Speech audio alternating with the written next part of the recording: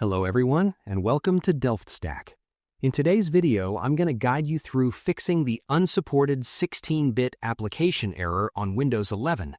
This usually happens when you try to run an older game or program and Windows blocks it. This process is straightforward, so let's jump right into it.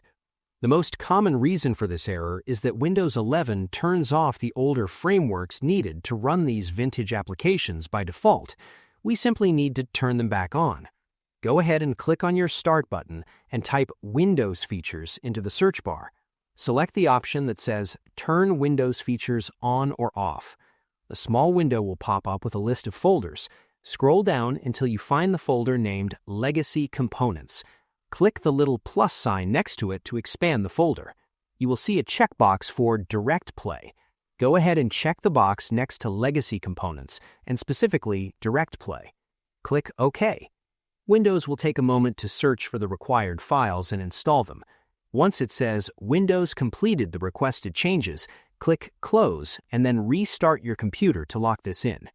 If enabling DirectPlay didn't fix it, we need to trick the application into thinking it is running on an older version of Windows. Find the setup file or the application shortcut that is giving you the error, right-click on it and select Properties. Click on the Compatibility tab at the top of the window. Check the box that says Run this program in Compatibility Mode 4. In the drop-down menu, select an older version like Windows XP Service Pack 3 or even Windows 98 if the app is really old.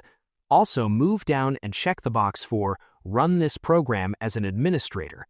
Click Apply and then OK and try launching the app again.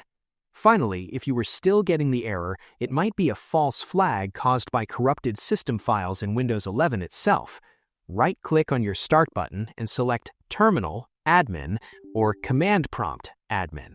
Click Yes to grant permissions. In the black window, type the command sfc/scan now. Hit Enter and let the scan run. This will check for any corrupted Windows components that might be misidentifying the application and automatically repair them.